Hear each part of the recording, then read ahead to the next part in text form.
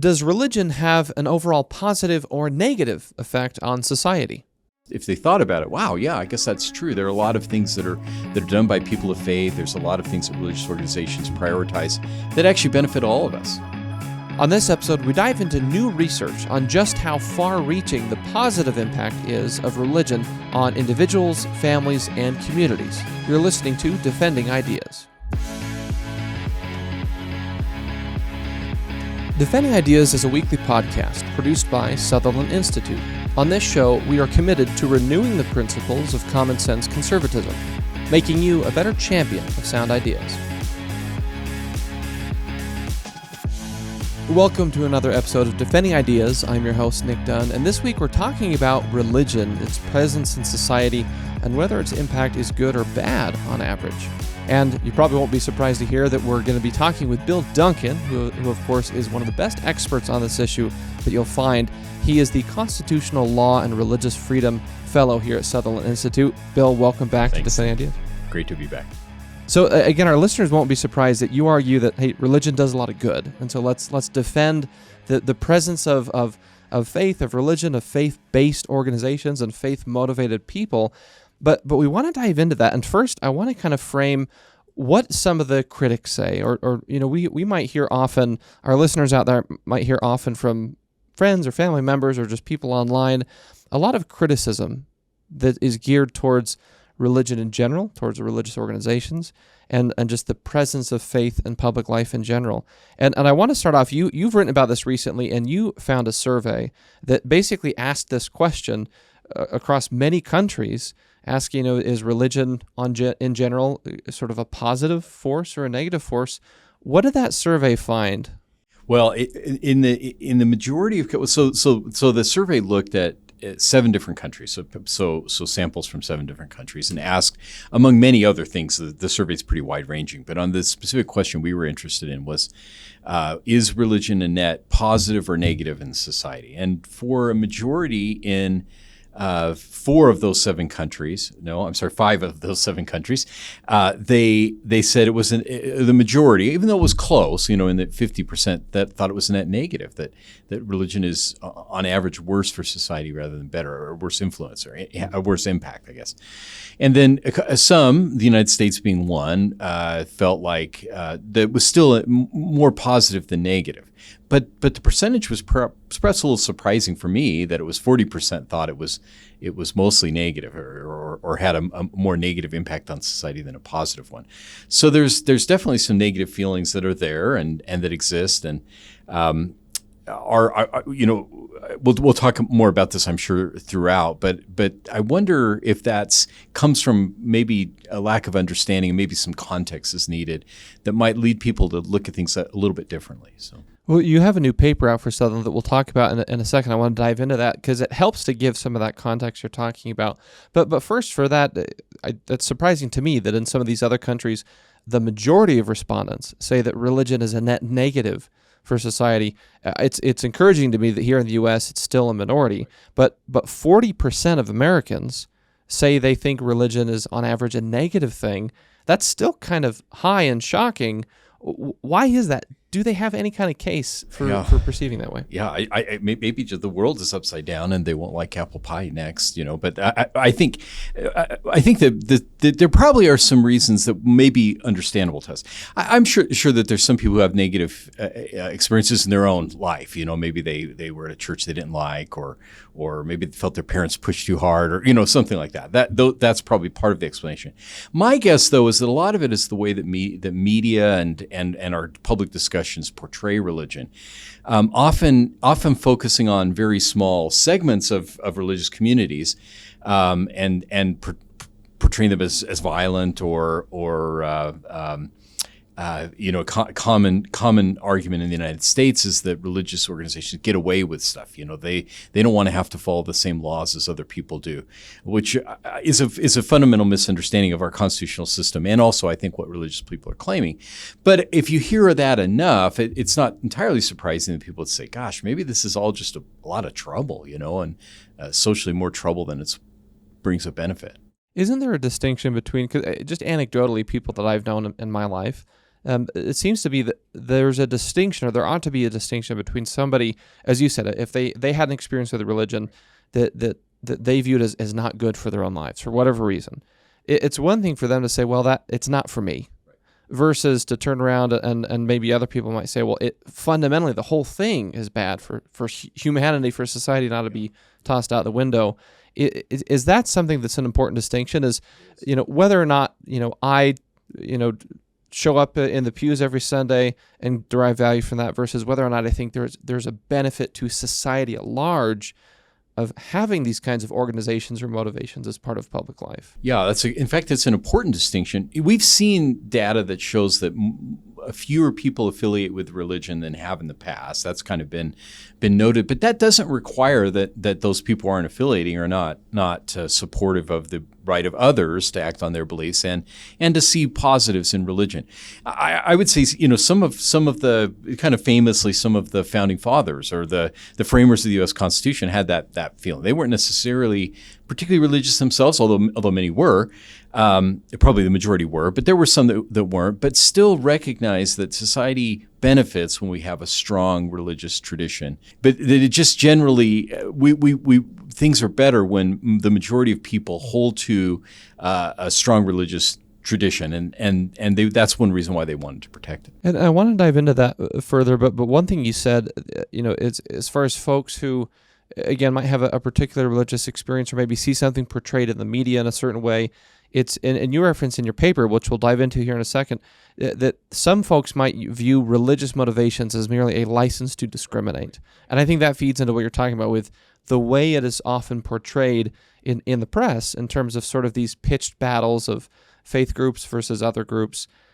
How do we respond to that? Is there a good way to explain or rebut that? What an excellent question. Part of the reason I think this is sometimes challenging is that it really reflects a dramatic distinction between the way that people who are outside and maybe feel critical and those who are inside and for whom religion is a critical part of the way that they live and shapes their lives and their relationships and all that they do. They often are surprised by that. They don't think in terms of, as they get up in the morning and maybe they pray or they participate in some kind of religious observance. They don't think, at least I don't believe they do, think, how can I sort of use this as an advantage to get out of obeying a law or something. Their lives are usually focused in very different ways because of their beliefs. And so when they're faced with that claim, I think they're not quite sure how to even respond to it. And this is one of the reasons we decided on to do this publication, is to try and maybe explain to people who don't understand or don't appreciate religious faith what it is that religious people are experiencing because of their faith and how that impacts others, even if they don't share that belief or even if they're critical of that belief. And I think that's one of the areas where we could potentially find some common ground, is to help people to see what the experience of life and faith is like for people for whom faith is formative in their lives. You talk a lot in your paper, and so we'll include this in the show notes, of course, but it's called What Good Does Religion Do?, a brand new publication from Sutherland Institute that you've written, Bill. And you talk about sort of the societal benefits, and I think you do a good job of parsing out there are individual benefits. If I participate in a faith congregation, there are benefits that I derive from that individually, but also there's kind of like accidental societal benefits that myself and others pursuing our faith or sort of inadvertently benefiting others, sometimes very intentionally so. And you argue that sometimes the folks who are critical of religion often will actually benefit from the societal impact, the presence of religion and faith-based organizations and individuals, sometimes without even realizing it.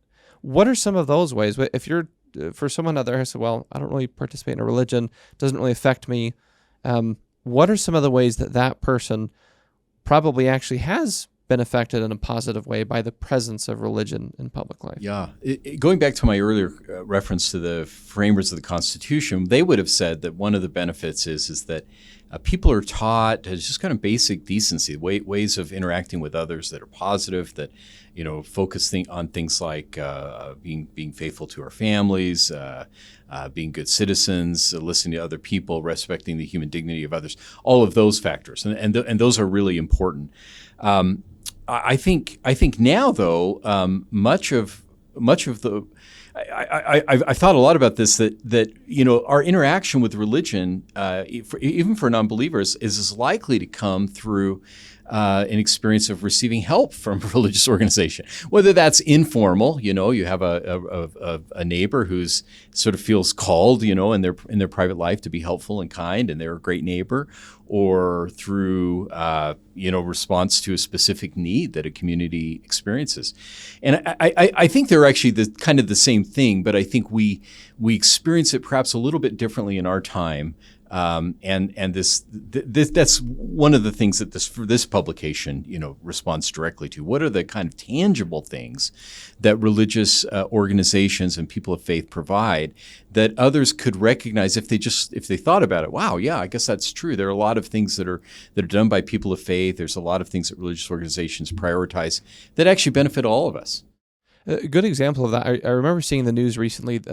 A gentleman named Richard Dawkins, who's kind of a well-known atheist, I guess.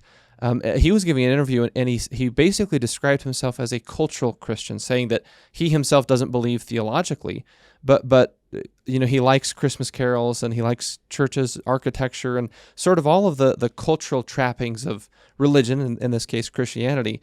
And if I remember correctly, he articulated that he would be sad if all those things were to go away. But at the same time, if he says, well, I'm not a theological believer, at least maybe in some ways he's recognizing that there are cultural benefits that benefit me, even if this individual doesn't necessarily believe. Help me make sense of that, because I look at that and say, well, you can't on the one hand say, I like all of the cultural trappings of a religiously committed society, but I don't want people to actually show up in the pews and worship and abide by their faith and live their faith. That doesn't make sense to me. Right. Well, it doesn't make sense in practice either, because without showing up in the pews, without the feeling of a personal connection to a higher power, without believing that people are children of God and created in His image, all of those kinds of beliefs that so many people share, they really do create exactly this scenario that we're describing. That feeling of we're all kind of in some way part of a same family does have a way of encouraging people to act towards others that they wouldn't follow if they were if those theological beliefs are missing. Now, what I appreciate about that comment is that I think it's actually a pretty thoughtful perspective that we would lose a little bit from that. The survey, when you say, well, I think on average religion is more negative than positive impacts it has on society, that suggests to me a pretty fundamentally mistaken way of looking at things, because you're not going to get the benefits of people altruism and providing of social services, other things that we'll probably talk about as we go on, if people don't sincerely believe that. And of course, we've seen in cultures or really nations where there've been an attempt to do that, to say, well, we want these benefits we want more equality, we want more family or whatever, but we don't want the religion. Well, those things become swollen, and they create a distorted kind of experience where then it's enforced not through the kind of desire of people to be accountable to a higher power, but rather through the government itself trying to force people to do things they might naturally have done inconsistent with their religious beliefs. Bill, there's something you just said, and for our listeners, we're going to blow right through the break that we normally have, just because there's some good stuff in here, and I'm excited about it. I want to go through it in detail. What you mentioned about the formative nature of religious institutions, and that's something we talk about often on this show. It is kind of folded into much of the work we do here at Sutherland Institute. But one of the things that stands out to me is that, and you put a lot of meat on the bones of this concept, that religion, when you look at it through the lens of how it affects individuals and how they live their lives in general, there is this formative element to it. but it's because it sort of forces you almost into an environment where you have to think outwardly. And the thing that comes to mind for me is when I became a husband and a father, it changed so many of the things that I thought about what my role and responsibility is in life. I care about things differently and more deeply now in various ways by virtue of being a husband and a father. And so that the institution of the family is formative. There are things that I am supposed to do, and rightfully so, because I'm in that institution. And I think of that in terms of religion. I have had conversations with friends in the past, and the common thing of like, well, why do you need religion to be a good person? Why can't you do all these good things anyway? Just be faithful, be spiritual, and live that way and do all these good things. Why do you need religion to be good?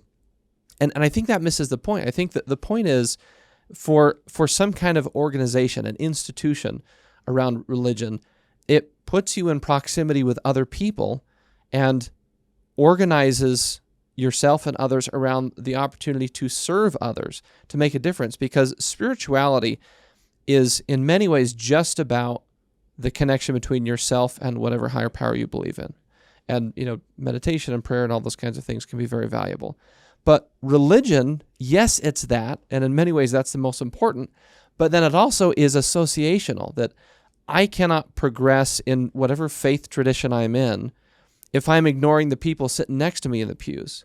And so can you explain some of that?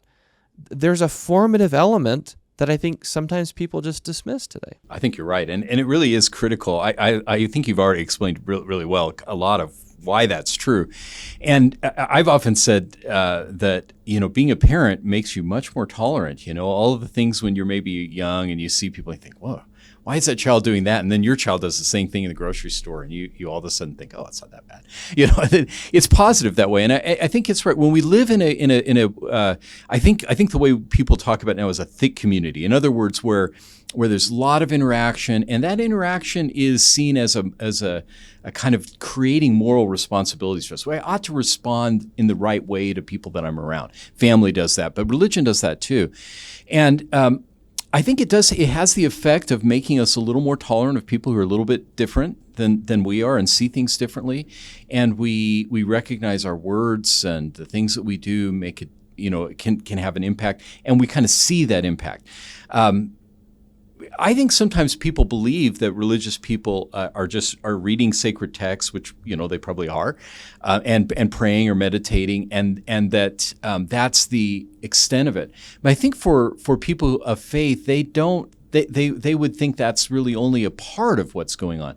They see themselves as the next step beyond meditation and personal worship is doing things about what they believe. Because I think one of the critical elements of religious belief is the belief of being accountable to God, but also I don't know if it's right to say accountable to others, but accountable for others.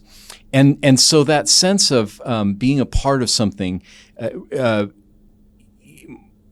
is really critical when it's combined with the sense of accountability to a higher power. So the way I treat other people matters, not just because of how they'll react to me, but because it's the right thing to do to help others that are in need.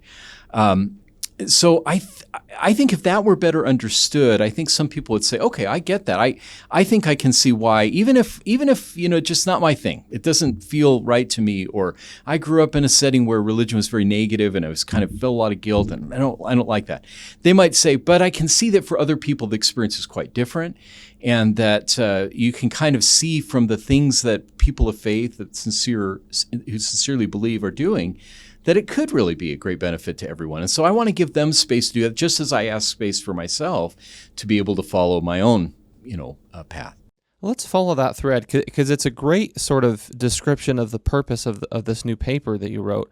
And so for the folks out there who will be either they're in this situation themselves, or they're talking to someone who says, hey, all the formative stuff, spiritual stuff, that's fine, but it's just not for me. For those folks, or to help as we're talking to those folks, let's go through some of the ways that the presence of religion in society yields these other societal benefits that hopefully at least everyone, whether or not they are a participant or a congregant, would view it and say, well, I'm still glad that it's around. I'm glad that it exists because of these other societal benefits. In your paper, you dive into some of these areas, and you specifically mention things like emergency relief, social services, charitable giving. So can you first give us a sense of what were some of the areas that you found that religion just being present and being a force yields tremendous societal impact? Well, you've mentioned some, and maybe if it's okay if I step back, we initially kind of cast a really broad sort of or adopted a broad lens to look at the ways in which religion might be beneficial to society. And so this particular publication focuses on what we might call social services, right?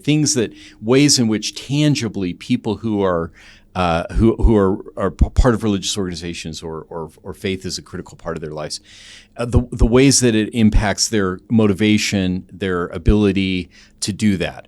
But there are other ways too. I mean, people who, for instance, in one of the future publications, will talk about how people who have a strong faith and are motivated to ask for their faith to be accommodated in things like free speech and freedom of association have benefited everybody because they've fought for rules that have benefited all of us, right? We all benefit from free speech, but a lot of the initial free speech cases and things came from religious people. And then we want to specifically focus, we will in a future publication focus on the impact of religion on education, because that's been a strong linkage over time. In this case, in this particular publication though, and I really like, this is an enjoyable one to have compiled, because it talks about the ways that I think many religious people, the things that they would identify as the most fulfilling part of their faith, and that is the service that they provide to others. So as you mentioned, that could be responding to natural disasters or pandemics. It could be, one of the neat stories in here has to do with foster care and the remarkable contribution that people, religious organizations and people of faith make in the foster care system, helping children in that setting. But also prisons, homelessness, people who are looking for work, a whole range of things that we all think, oh yeah, we've all been in that situation, or we easily could be in that situation. And we hope that there are always going to be good people out there who, beyond the good that the government and people who don't really have a strong religious faith, but are just good people, beyond the good that they do, we hope that there are these organizations out there that are organizing to make sure that these good things happen. Well, many, perhaps most, are religiously either motivated or organized, and we just wanted to stress that and give some examples of how that works.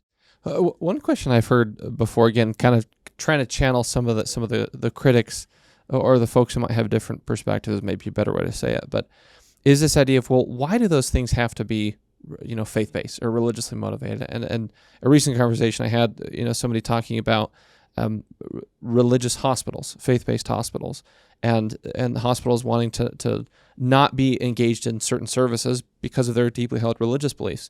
And this person was being critical and saying, well, they just shouldn't do that. They should provide all these services. And I think maybe sometimes people view it as, well, if it wasn't a faith-based organization, if they weren't there, then it would just be a non-faith-based organization. But sometimes is the calculation that, well, if they were to go away, sometimes the service would just go away. There wouldn't necessarily be something to fill that vacuum. Help us understand that it's not just anyone can provide it, which of course they can, but there would be a loss if these faith-based organizations were to go away or no longer provide these because of the volume of services they provide across some of the areas you're talking about. So I think part of the answer to that question, you've raised this before. I'm not sure I've addressed it really well, but there's kind of three things I think that are at work. One is teaching. One is that without religious organizations, we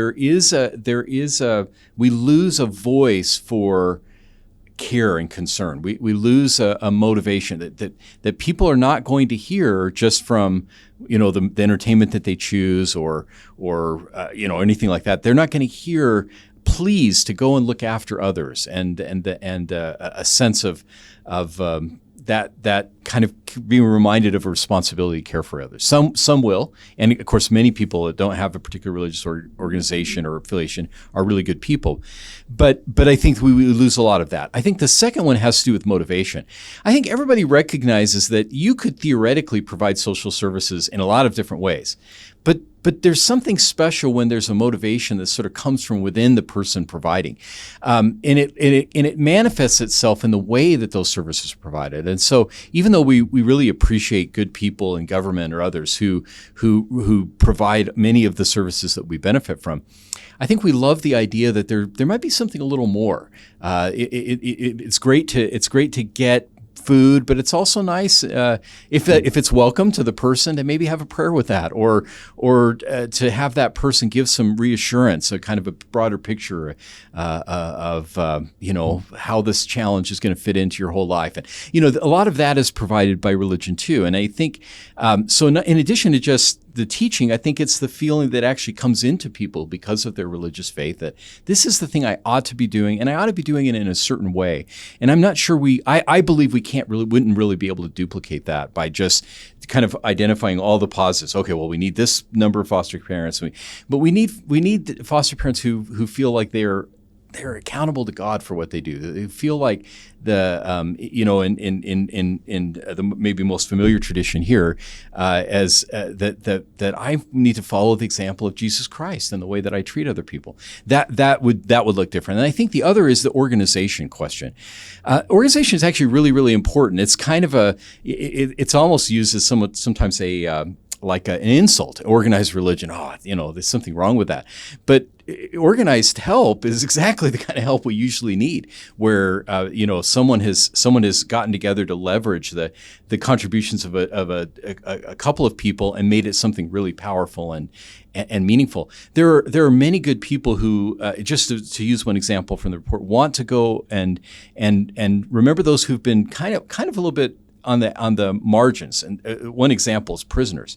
They kind of are not in our minds a lot, but there are people who care about them, who feel because of maybe their own experiences, or because they believe in a specific teaching from a scripture or some sacred text, that they ought to look after these people. They try and do that through that motivation to care for those who would otherwise be forgotten. But then they organize together and they make sure that the resources of many become concentrated on a particular need. And again, when you see that happening, you think, oh yeah, of course it's great.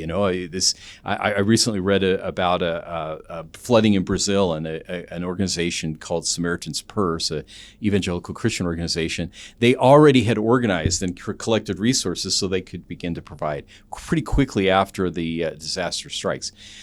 You don't want to gainsay that. That's actually a great benefit that organized religion can seem negative in the sense that it seems constraining to people, but it can be a great benefit when you're trying to actually put in action these aspirational beliefs about caring for others. You mentioned this idea of the responsibility that people feel when they're motivated by faith to engage in some of these things, and one of the things you reference in your paper is some data on charitable giving. And obviously, charitable giving is one of the easiest ways that someone can help out. And all kinds of people do it. You can donate online. These days it's easier than ever to donate money, or in some cases donate time to causes that you believe in. But you referenced some data that shows there's actually a pretty strong correlation between faith and charitable giving. Right. What did you find in your paper? Well, and I want to give credit to Arthur Brooks at Harvard, who's a great friend I know of the Sutherland Institute, and he's done some great research on exactly this question. One of the things that he points out is that people of faith tend to give a higher proportion of their income for charitable causes. Now, immediately I think people might say, "Oh, well, they give it to their own church, and so does that really benefit?" Well, they clearly, yeah, that is true, and I would argue that still has great benefits for all the reasons we've been talking about. But even beyond that, they're more likely to be the ones giving to civic causes, to arts causes, to a whole range of things. There is a clear correlation, even if we can't entirely explain why it is, there is a clear correlation between religious faith and willingness to give. I think it has something to do with that sense of accountability to help others, but and maybe it also is that interaction that we have within an organized religion where we interact with others and know what's interesting and important to them, and we try and respond. But absolutely, that's there, and people who are interested in the report will be able to see some of the sources we cite to and the numbers, and I think they're pretty compelling. You also talk in your paper about this idea of the community aspects of religion. I think one of the most consistent themes that I've seen in all of our political and policy debates across the board in recent years is this increase of isolation and loneliness and disconnection, the decline of civic institutions. If any of our listeners have read Bowling Alone, I think it was Robert Putnam who wrote that book. Other books like A Time to Build by Yuval Levin from AEI. Many works have tried to shed light on this, that there's this growing kind of isolation, community breakdown, institutional breakdown. And you reference this as, religion, maybe that's one of the antidotes or the bulwarks against this. Talk through the community aspect of that.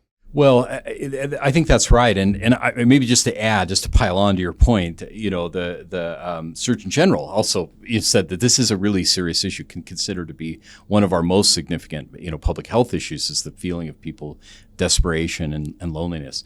And it is tragic that does seem to be so much with us. Well, in one sense, religion is kind of a natural response to that by allowing people to gather together based on their mutual faith and commitments to, so they interact and again, that organized part, they come together in services or in providing service to others.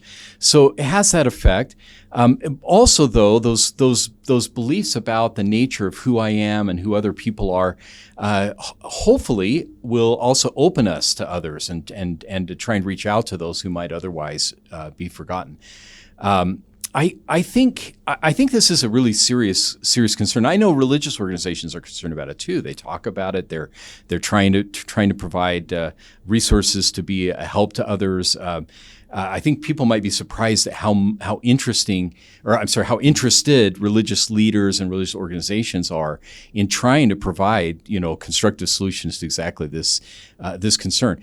But one of the things I like is that that we talk about in the report is that people do seem to have a sense of purpose and a feeling of connection to others. And even though there, even among people of faith, there's still serious concerns about people feeling isolated. That does seem to be empirically less of that feeling of being entirely alone. Although I feel like we just have to keep. We could even do better. Everyone could do better on this. But I think it's something that's being paid attention to within religious organizations, and there are natural ways in which religious organizations provide a structure for interaction that you don't see in other kinds of settings. So we're getting close to the end. I want to make sure we have time to talk about some of the policy recommendations that you reference in your paper, because obviously so much of this is about just healthy society and the presence of religious organizations, but there are some public policy implications. And for voters, for policymakers, if we ask that question, well, this all sounds good, Bill. How do we ensure we have a society where religious organizations can flourish and continue to provide the good they're doing? So I want to get into that, but kind of to tie a ribbon on all of this, one sort of summary question, just to help illustrate the point. If all religion were to just disappear tomorrow, all faith-based organizations were just to be gone, what would our state and country lose? Well, it immediately would lose a lot of tangible social services. There would be fewer children who are cared for out of foster care. There would be less interest in adoption. There would be many of the homeless would not have a set of resources, literally beds that would be available to them. The majority of beds provided for the homeless are from religious organizations. There are all kinds of these social services that we all benefit from, or at least our society benefits from, would disappear in the short term. I suspect that we wouldn't probably completely recover from that if that were to happen. But I think we would also lose, and I think that the Richard Dawkins quote gives a sense of this, we would lose a kind of a warmth and a kind of a sincere concern for others. Even though we might realize, oh gosh, now we've got to provide other beds and things, I think we would lose something in the way that those services are provided. And I think that we would be more, religion is sometimes kind of characterized as being divisive because people have different religious beliefs and may even argue about, their particular tenets of their faith. But I think that's a little bit of a caricature, because I think there would be more of a kind of tribalism than we see now, because there would be many of the teachings that sort of teach us to look beyond ourselves and not to just stress our own interests would be silenced, and that would be, I think, very tragic. Bill, you talk about some policy recommendations in your paper, and I want to frame the question this way, because I think it helps to put some specificity to it. If here in Utah, if the governor and then House and Senate leadership walked in the room and said, Bill Duncan, your paper's really great. We love the work you do.